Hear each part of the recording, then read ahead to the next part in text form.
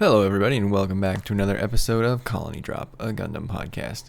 My name is Brian, my co-pilot is Isaac, and this is the podcast where we talk about anything and everything related to Mobile Suit Gundam.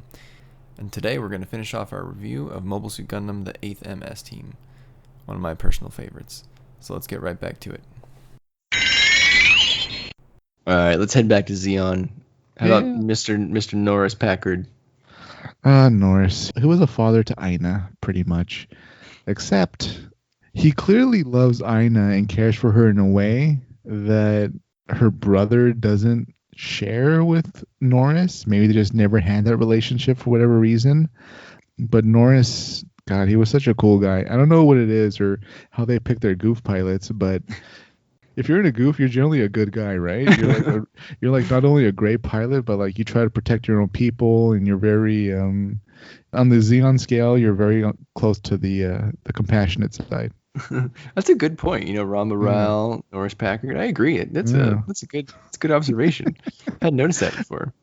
Gouf pilots have to score pretty high on like the empathy test or something. He was just very mature, but he was also a great pilot. He always did very well in whatever combat exercise he was doing. He survived in a Zaku against the 8th team. He took a few lumps, but still walked away without dying. So that's a win when you're in a Zaku against a Gundam. And then, like you said, Aina admitted that she viewed him as a father, and that was when he made the decision to sort of make his last stand as a suicide mission to protect the Kurgan. Real shame that his sacrifice went to waste at the end. When Guineas broke the truce and the GM sniper fired on the Zanzibar, really made Norris's death be in vain. But yeah, I mean, the way he chewed through the 8th team and all those gun tanks was just amazing. Definitely one of the better pilots we've seen in a Gundam series. And even though he died, he didn't really lose. Like he wasn't even trying to kill Shiro at the end. He was trying to kill the last gun tank, and that's what he did.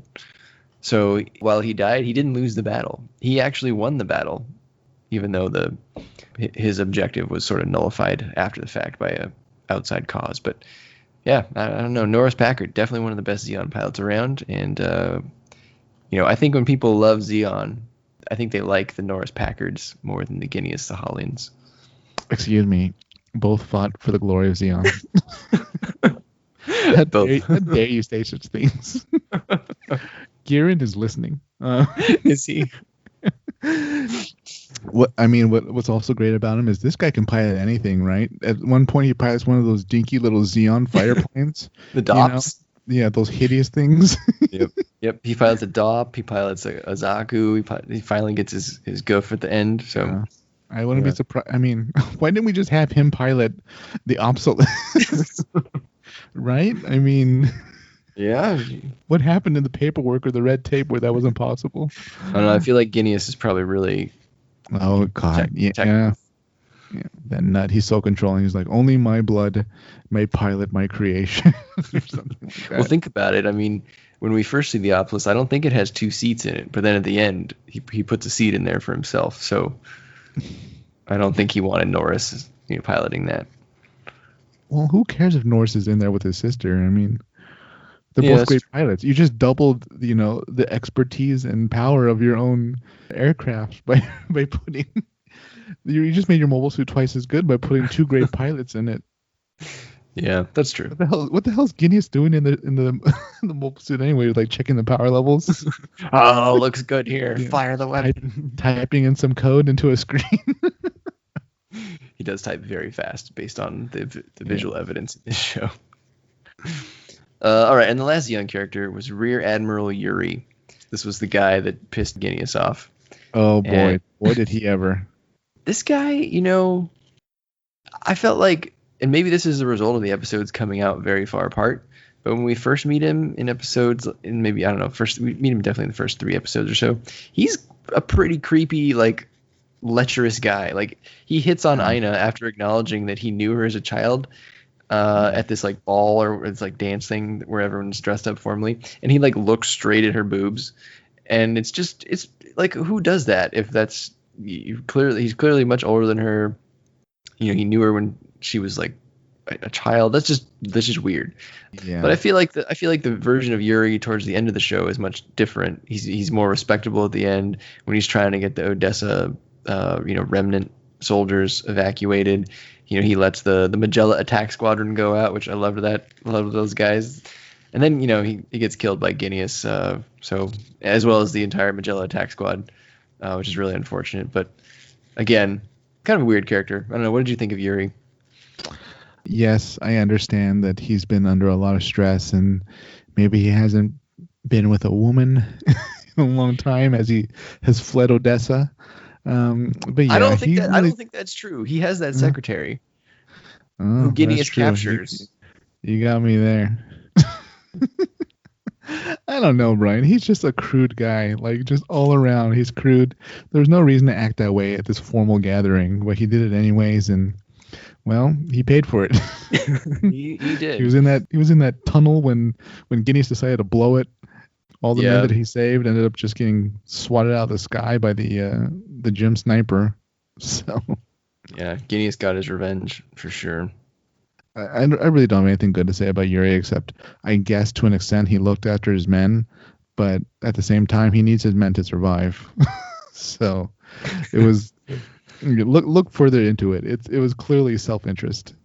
He's not that nice of a guy for anybody that's like, oh no, he was a father to his men and blah blah blah. It's like no, you're reading too much into this. Who knows what nonsense this lecherous buffoon was up to when he was running the show in Europe.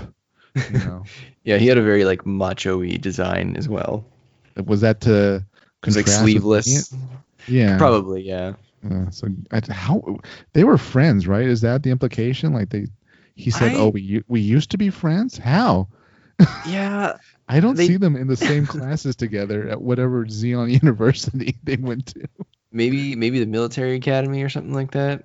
I do remember that as well, and I had the same thought of like these two don't seem like they would run in the same circle. So it would have to be in some sort of Yeah. school environment where you're forced to interact with people who maybe normally you wouldn't be friends with. Maybe Guineas doesn't seem like he would even be in the military. Like his family's supposed to be some type of movers and shakers in Xeon. So I assume he was a scientist and they handed him a uniform and said, "Congratulations, you're now also an admiral." So- Yeah, could be. I mean, if you make the ops list, then you're gonna move up quickly, right? Right. Yeah. I mean, there's no fleets around for him to command. It's kind of just a nominal rank, I guess, or something. Yeah. And the last character I had on my list was Kiki and all of her village friends. Kiki. So Or yeah, I mean, I know you called her like maybe the annoying spunky character, yeah. but I don't know. Kiki grew on me over the course of the show. I think she was a good addition to the cast in terms of connecting our 8th MS team to the civilian population, around these jungles. She was actually pretty useful to the team, throughout the show. So definitely Mhm. wasn't like a useless character. Which, I think the characters that you're talking about where they crop up a lot, they do tend to be somewhat useless in a lot of shows. And I feel like she at least wasn't that. So I enjoyed Kiki. Uh, she was definitely different than what we normally see. We don't really see like the little guerrilla resistance member. But I don't know. To an extent, she kind of rubbed me the wrong way. I'm not a big Kiki fan. Sorry to any listeners that are big Kiki fans. I know she's, essentially the personality of a cat, right? Except with missiles and RPGs. But yeah, I understand what she had to be in the show and what she brought to the show. But I could have done with a little less Kiki, and then the show would still be strong. She has a great name, Kiki Rosita. I mean, that's an ass-kicking name if I've ever heard one. I know it's a future, but are there a lot of Rositas in Southeast Asia? Look, man, maybe she's an immigrant, okay? Yeah, after the the great Spanish immigration of 2059 to Southeast Asia. Sure. Yeah. All right, well, that brings us to the mobile suits. You know what, Brian? We had to start with the star of the show. The star of the show, Brian. All right. What did you think of Gundam EZ8?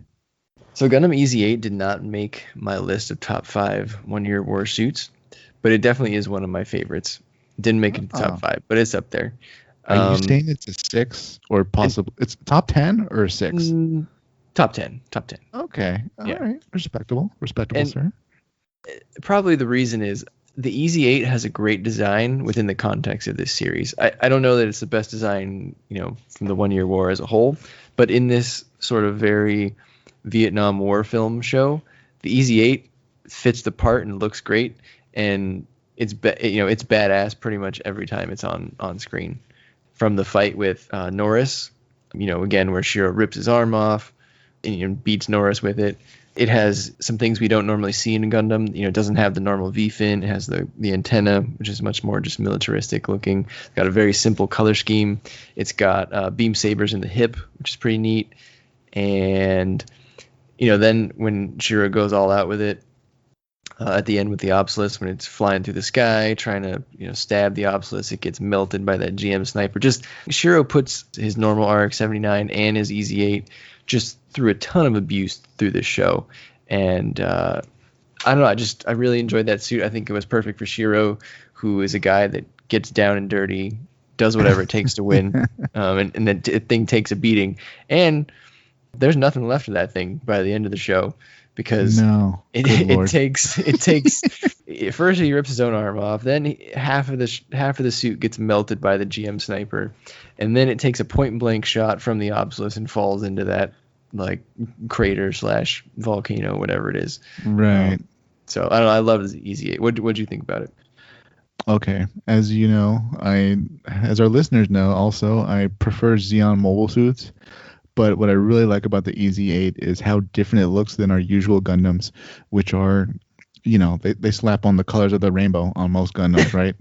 They're just the Easy 8 is almost militarily believable, right? It almost has like an urban combat look to it, the color scheme and all that.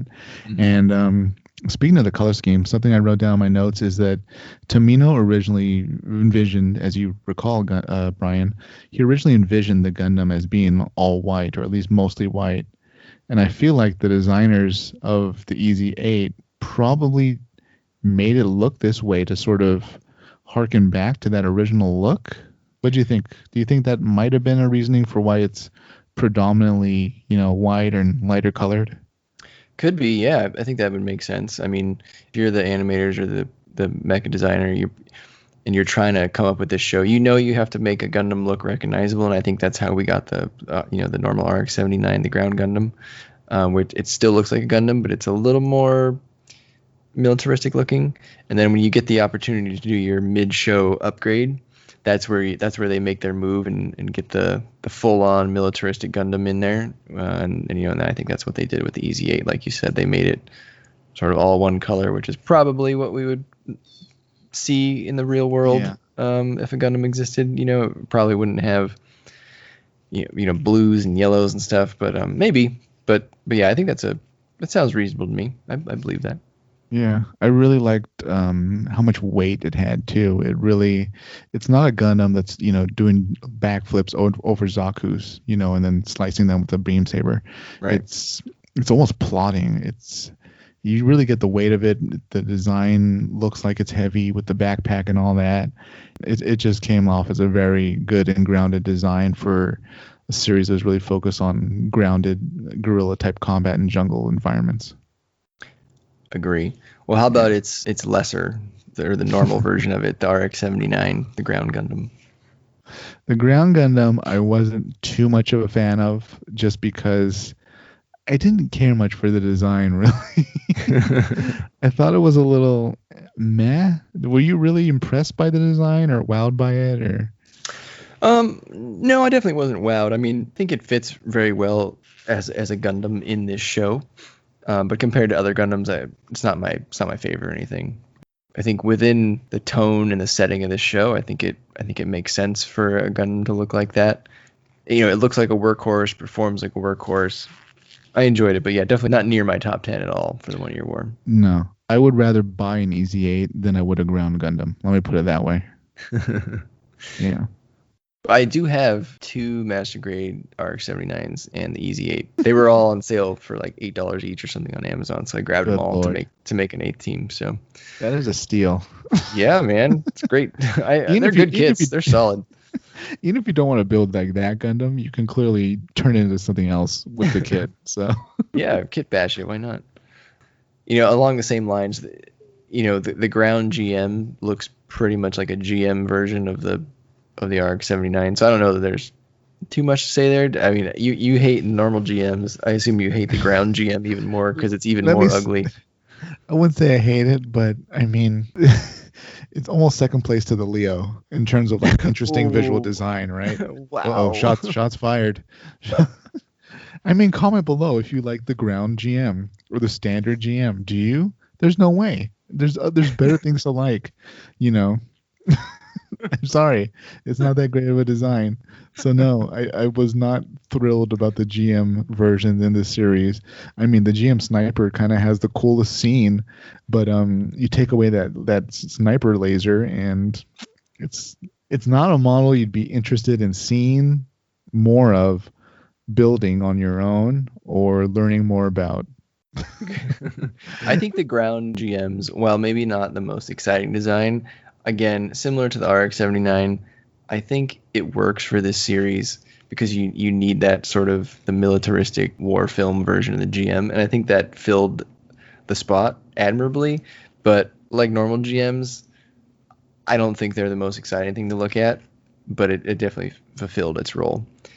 And with respect to the GM sniper, since you mentioned that one, like you said, if you take away its gun, it really is just a green GM. And really not much else. But that gun was pretty sweet, man. Speaking of sniper, Brian, as our Federation GM mobile suit expert, is there any great difference between this version and then the GM sniper from War in the Pocket? Or are they essentially the same? The only difference is one's clearly been adapted for Earth and one's adapted for space combat. That's a good question. Let me look that up. Because the GM Sniper 2 definitely does not look like the GM Sniper 1. Right. And I must say, this GM Sniper looks like literally like a sniper. Like it dare not move or leave because it needs to stay still with that big power pack to use that laser. As for the other GM Snipers, it looks like they were very mobile, right? At least in the colony. No, the GM Sniper scene here is not really related to the other one. I don't think the one we see here is really just a normal GM, basically with a gun, like with the beam gun. The other GM Sniper 2, I think, was developed from one of the other like better versions of a GM, like the GM Kai or the GM, just like I see, one of those. They're not related, although they are both called GM Sniper. So this is. This is essentially a regular GM, and because of what a crisis they had developed, facing down the Apsalus, they pretty much probably handed it a powered up beam rifle. Well, you remember how somewhere dark and like just wait for orders from the commander.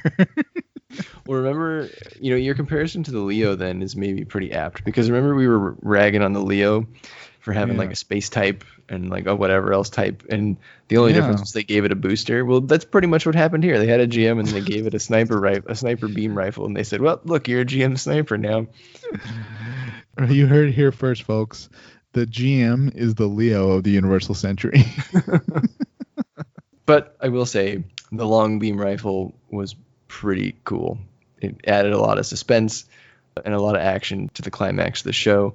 And I wish, if they ever do like 1 Year War side stories again someday, I wouldn't mind seeing some more GM snipers. Pretty neat. Why not? Can't it just put that power pack on its back and walk around? that seems like a logical next step. Right. You don't need to stand still, but yeah, seeing it fire was probably one of the greatest scenes at the end, right? You think the Zanzibar's going to make it, right? And it all worked out, they got to live.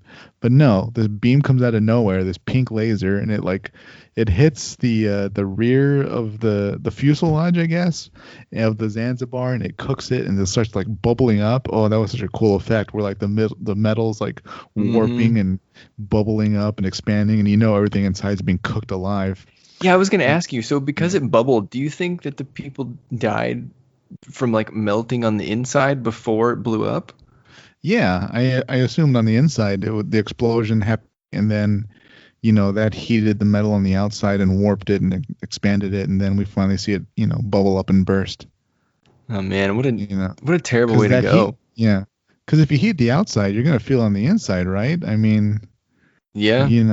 that's like you touch a microwave plate, it's gonna be hot. Yeah. Oh, that's just terrible. So, you know what? That's what you get for running from combat. We should have stayed behind and fought side by side with Admiral Sahalan to the bitter end for the glory of Xeon. For the glory of Xeon. Oh my goodness. That's what you get when you lose at Odessa. Let that be a lesson to all you Zaku pilots. Admiral Isaac will not tolerate failure. All right, let's move to Xeon. I don't think there were any other special Federation suits we saw. Yeah, the ball, but the ball's the ball. If the GM is a Leo, I don't know. I want to know what the ball is. May I say that Shiro really showed that, like, in a ball, with a good pilot, you can go toe to toe with most any mobile suit. That's right? true. But not everyone is. Skill is very huge. Skill is better than technology. Yeah. Yeah, but not everyone is Shiro Amada. So. No. For a non-new type, he was a damn good pilot. He was. Yeah. All right. On the Xeon side, I mean, we saw, the usual suspects. We saw some Zaku 1s, some Zaku 2s, some DOMs. Anything to add on our usual suspects before we get to the unique stuff from this series? We see perhaps one of the most hideous creations ever brought about in the Gundam series. Say it with me, Brian. The Zaku Gog? Tank. No. Oh. The Gog. The Gog. The Zaku Tank. Okay, you're right. You're Tank. Right. What are you talking about? How dare you insult our valiant Gog troops that died at Jabberhow? Gog. It's just so fat. It's pretty stupid. But yeah. I'm talking about the other one. The Zaku Tank, which I understand they threw it together, right? And the crisis is what it is, and we have to make do. But man, it is ugly. But for whatever reason, people make models of them. Yeah, man, people love the 1 Year War. So you'll find people building models of Zaku Tank. There's I don't think we put it in the episode, but there was a ton of different Zaku Tank variants. There's not just one. So people love the Zaku Tank. There's Zaku Tank fans out there. So if you comment below if you like the Zaku Tank. It certainly looks different. I think it's kind of hideous. What do you get by like having something so tall on like tank treads? It's just gonna get shot and easily. It is pretty hideous, but I think that's the point in this show, right? It's just they cobbled it together with whatever they had. Because I mean, we saw that there's bits of mobile suits laying around all over the place, and so if you want to use something, maybe that's all you have, and you create a tank out of it, I guess. I don't know. I suppose so, but man, boy, is it hideous. So you're saying this is not on your top 10 list of Xeon 1 Year War mobile suits? I'm gonna say no. It might be on mobile suits I wish I didn't see. Anything on like the usual Zakus or the DOMs or... There really isn't much to say about these for anybody watching the series. I mean, it's a DOM. It's a ground type DOM on Earth. They're ground type Zakus on Earth. Some of them get kind of beaten up and look, unique because they've clearly been through combat. But aside from that, there's nothing too special about them. Brian mentioned that we do see one use anti-personnel weapon. That's obviously not used really in space, I assume. Well, we've never seen it. But yeah, aside from that, it's Xeon by the numbers. Yeah. Right? So we do get some cool, unique suits to this series.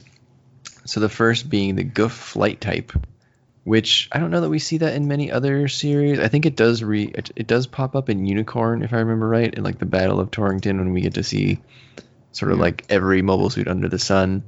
But I think the Gouf flight type has one of the coolest like silhouettes of a mobile suit. Like I don't know, there's something about those flared legs. Just it's super cool. I don't know. I really like it. So what's your take from a Xeon perspective? Oh man, the shoulders too. The shoulders do it for me, Brian. Those are pretty cool. Oh, those shoulders. Yeah. If you even look at its backpack, it's got like little wings on the backpack. Mm-hmm. But Brian, I've said this before. I'm not a Gouf guy. I just I don't know what it is. I guess I'm just too loyal to the Doms and the Zakus, even though a Gouf is pretty close to a Zaku. Man, this thing is awesome. I want a model. I wonder if they make a model of this thing. They do. And I even like the colors, right? Because we don't see this too much from Xeon. It's almost, it's close to Dom colors. It's not exactly. It's almost like a lavender. But anyways, I think they're pretty awesome. It's too bad we didn't see them in greater combat. It would have been cool if they had like a sub boss kind of scene, but they don't last too long in battle. But they're always cool when we saw them. They're almost like, I don't know, back whenever, they were doing test flights with the Apsalus prototypes. Yeah, they were pretty much escorts for the Apsalus, sort of at all stages of this show. They do get shot out of the sky. After the Kurgan gets shot out of the sky, the Gouf flight types, come out of it still sort of intact. They're a little beat up, but then the sniper just shoots the Gouf flight type out of the sky, or just like pierces right through the cockpit, which is pretty sad. But yeah, so I was going to note, the reason I wanted to bring this suit up is the short film, I believe, features the Gouf flight type in action, in combat against the 8th team. So for those of you who have not seen the short film that was released with the Blu-ray box set, you should go check it out. It's probably, I won't tell you where to get it, but you can probably do some sleuthing and find it fairly easily. In the corners of the internet, it's waiting for you. in the very public corners of the internet. So definitely something to check out if you're a fan of the Gouf flight type, like Isaac. He's probably gonna go watch it right after this. Probably, and then order a master grade. I don't think they make a master grade. Probably not, because it's such a niche gun. It's such a niche Gouf, Yeah. They make a high grade. Let me see. Yeah. You know what that means, Brian? We got to kit bash it from a Gouf master. Kit bash it. Yeah. Would you get it? I can see you having one of these. I would definitely get a Gouf flight type to put in my 8th MS team display. Well, there you go. Damn. Although, before I bought a Gouf flight type, I would need to buy a Gouf custom. The Gouf custom. What is there to say about this mobile suit, Brian? But that they took the Gouf and they improved almost everything about it. Yeah. I mean, I ranted and raved about the Gouf custom on our top 5 1-year war suit list. So again, I won't go on at length about it. But man, what a cool suit! Just from the color scheme, the interplay between the blue and the blacks, the enormous Gatling gun, the super cool saber, which, by the way, Norris uses to great effect in killing all those gun cannons, especially that one shot that's really that's used a lot in the promos where he stands where he stands right above the, or did I say gun cannons? I meant gun tanks.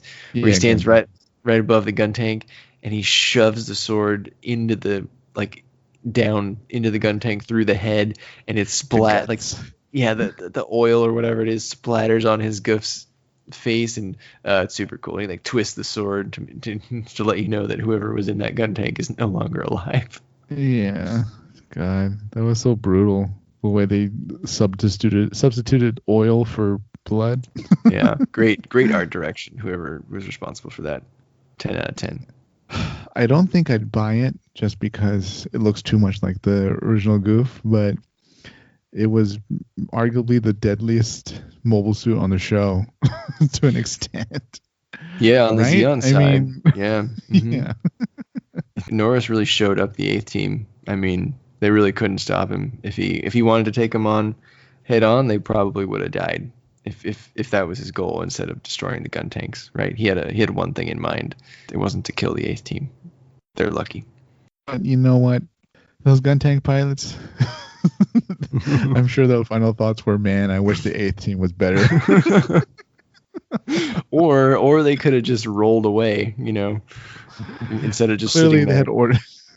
Clearly, that strict order from Riot, you have to be in the city, ready to bombard using your cannons. Yeah. And then last but not least, and I know we said we went over the Easy 8 first, is quote the star of the show, but maybe the real star of the show is the Apsalus. It's interesting, Brian. We see an Apsalus 1, right, which is kind of the more spherical version. Yeah. And we see an Apsalus 3, but they kind of skipped the Apsalus too. Did you notice that? So it's been a while since I watched this series, and on the rewatch, I specifically looked for that because I remember always, reading over the years, perusing the mecha files. I always remember seeing Apsalus 1, Apsalus 2, and Apsalus 3. And you're right. I could not pinpoint, while watching the show, which sometimes maybe it's hard. Mobile suits move fast. Yeah. Maybe you don't catch all the details. But I agree. I could not pinpoint the point when we moved from Apsalus 1 to Apsalus 2. You clearly can see the difference between Apsalus 1 and Apsalus 3. Right. But Apsalus 2, was that sort of like the mid-ish episodes? Maybe like was that the snow Apsalus? How? That looks the same as the Apsalus 1. I felt the same. Let me pull up a picture here. The whole cause of this is Guineas in like the red tape, right? Like he's following Xeon protocol and it's like, all right, they wanted a number 3, so we made a number 2. He's just skipping a step by naming it Apsalus 3. Oh, you know what? The wiki says it's a refitted version of the Apsalus 1 with a mega particle cannon. Okay. So I think it's literally just the same thing, just repaired, and with a cannon installed. Well, all right. What did you think of the overall design of the Apsalus? I liked it. I thought it was really imposing. I loved sort of just like the spikiness. I guess that's what I would call it. Yeah. The one thing I do not get is I don't understand why it really needs a head. Oh my God. Thank you for saying that. That was going to be one of my points. Why is there just the tiniest Zaku head, and these are like its football pad shoulder, its football shoulder pads. It's getting ready to go charge a lineman or something. Why did it need that tiny head? Can't you just slap the mono eye into like a little, I don't know, visor section or something? You're not wrong. I wonder if they did it on purpose to make it seem different, like give it different proportions from a lot of the mobile armors that we've seen, especially in the original series, which maybe had, as the mobile armor got bigger, the head got bigger with it, and maybe some of them look kind of 70s-ish in retrospect. This one, because the head is so tiny, I agree, it gives it a sort of football vibe, which I think it changes the silhouette and makes it seem maybe bigger than it really is. I don't know. What do you think? Well, my headcanon is that this design with the Zaku head, it really reflects more that Xeon's really on a shoestring budget at this point. They're at the point where for this secret weapon, this powerful project that to an extent might have been forgot about, as Xeon's really focused on just surviving at this point. They're at the point where Guineas might not be getting regular supply shipments anymore. He has limited resources, so he's forced to really use a Zaku's head and mono eye as really the visual sensor of this whole mobile armor. So that's the reasoning, I think, for why it's there, because no matter what mobile armor you're looking at outside of the Apsalus, Xeon has never slapped a Dom or a Gouf or whatever head on it to just be its optical sensor. Yeah, that makes sense. I will accept that. I will accept that explanation. The thing I like too about Apsalus is, a lot of the mobile armors that we've seen, they all had like a gimmick, right? Like some of them that Amuro fought, some of them had bits, or Xeon had those weird finger cannons. Some of the other mobile armors, they had spikes and wire guided things. Yeah. This one, I like Apsalus because it's straight up a flying mobile mega particle cannon. Yeah. And it doesn't beat around the bush, right? When you look at the Apsalus, you go, oh, there's a giant cannon in the middle of it, and it's going to shoot me. And that's all you really need to know about Apsalus. Like, the beam that comes out of it exceeds the circumference of the circle. So you can look at it and think, I really just need to dodge this circle in the middle. No, that's going to balloon as it leaves the focal point of the beam, and just it's like the solar system of mobile armor. Because you think you're out of range of it, or you're going to be safe, but no, the beam will hit you anyways. And it makes sense in the context of the show. in the simulation, they show that the Apsalus is meant to attack from out of the atmosphere to attack Jabro. Right. So it literally has one job, and that's why it looks the way it does. Like it's meant to be this mobile thing that flies up, into the atmosphere so no one can see it, and then come down and just a surprise megaparticle attack on Jabro. And its design reflects that. So I like it. Besides the awkward Zaku head. Yeah. Yeah, I think the spindly leg part, when it's deployed and set up, that looks I wouldn't say silly, but it definitely shows it kind of unstable in a way. I forgot what they said is actually inside the spheres. Maybe it was some kind of propellant or something. But, yeah, I assumed like a cooling. Yeah. I'm kind of glad that, the spikes didn't start flying around and, that became another threat or something like that, or points on each side were, little turrets or something. Yeah. It's good that it was just very much like a final boss. It shows up, it's got a big super laser, and this is it. This is the end of the show. This is what you got to fight. Yeah. And I like, as a final boss, I like that it used its laser many times. Yeah. We got to see the destruction, because sometimes the bad guys, they get defeated before they do the thing, right? Not the Apsalus. It caused quite the destruction. Yeah. On its way out. So. To Guinness's credit, I mean, he gave Aina a lot of time to do her little peace treaty, ceasefire, right? For like half of an episode, almost, he felt like he was sitting in the cockpit, like just yelling at her, like, "What are you doing? Like, what? You really think they're gonna listen to you and have peace? We need to go. We should open fire." Yeah, well, he did the thing and got Yuri's troops killed. So I think that wraps up the mecha in this show. Any cool things you noticed that you want to mention before we get to our rating?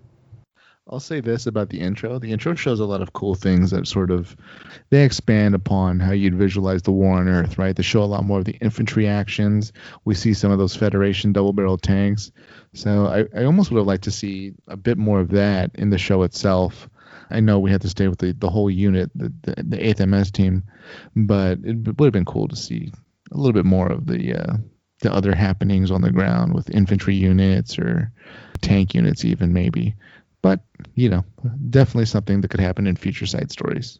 Some things I noticed I wanted to bring up, just that I thought they were cool. They weren't like, plot changing or story changing or anything, but I like that this show showed how mobile suits pick up and use weapons with the little connectors that lock in from the hands to the weapons.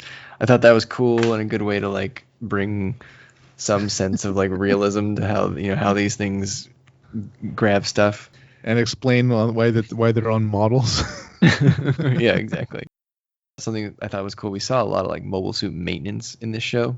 Definitely at the base, and then also in like the desert area when Shiro's foot broke down and they'd like changed the filter on it. There was when Shiro's Gundam like wouldn't start up. He needed some fuses from Aina. I think that was in the snow episodes. And it also showed that like the fuses that they were using between these mobile suits were kind of modular, right? Like Aina took some from the Apsalus to give them to the Gundam, and they worked. So I thought that was kind of neat. Oh, there was a mention in the very beginning of like the 4th team, and I wondered like, oh, is that the same immortal 4th team from 083? But for those wondering, I looked it up. And it's not the same. It's not the same 4th team. Just a common numbering system. So, of course. It showed us touch screens on the cockpit screens, which I thought was neat. We hadn't seen those. I don't think we'd seen those before, maybe. But I think if they make this Gundam live action movie, we're definitely getting touch screens all over the monitors. Don't you think? I think we'll see a mix. I think we'll definitely have some hard buttons, but I think it's hard not to sort of, update technology to match how our technology is now. Right. Yeah. Like, in any Star Trek movie that was made recently, it looks very different than the 60s version when the series originally was made. So anything Gundam in a movie will look very different than when the animated series was made. Yeah. Yeah, I totally agree. At least in terms of consoles. So we'll say that. Brian, it's time for our rating with the Haros. Oh boy. Do you want to give your rating first? Should I? I'll do it. All right. Gundam 8th MS team. I give it. You know what? You almost have to view it as a different ranking system in a way, or at least view um, as a side story than a full series. So for that said, for having great battles, a great pacing in the story, and really good characters that were well written, I'm going to give it 4 out of 5 Haros. Well, maybe I'm spoiling my rating a little bit since I already called this out in my top 5 series shows. So, my rating's gonna be pretty high. So my rating's gonna be 9 out. I'm gonna keep my 10 scale. I'm gonna go 9 out of 10 Haros here. 9 out of 10. Wow. Yeah. I just really like this show. I thought it was it was focused. It was grounded as much as you can be with giant robots. I liked pretty much the whole 8th MS team. I thought they were all good characters. They all had good backstories that were introduced subtly enough to not be overly exposition-y. It had a believable romance, even if it started a little quick. While they didn't have, a million mobile suits in it, the unique ones that it did have were great and very memorable, and people still enjoy them today. A brisk pacing, focused plot, had what I thought was a good resolution that was not just, good guys win and they go home. I thought all the characters grew and very memorable. So I really enjoyed it. I think it holds up pretty well. And you can watch this show. It's available on Hulu. I think that's probably the only streaming service available on. I can't remember if it's on any others, but definitely check around. It might be on Crunchyroll as well, or Funimation. It's definitely not on Netflix, but you can watch it on Hulu. So 9 out of 10 Haros. I'm sticking with it. You've heard our scores, listeners. Now it's time for you to check out the series if you haven't seen it, or comment below and tell us what you thought about the 8th MS team, how it compares to other Gundam series, what you liked about it, what you didn't, and maybe favorite scenes, favorite characters. Yeah, let us know. So hit that like button, subscribe, and you can send us comments on YouTube or on Twitter at Colony Dropcast. See you next week. Bye. Take care.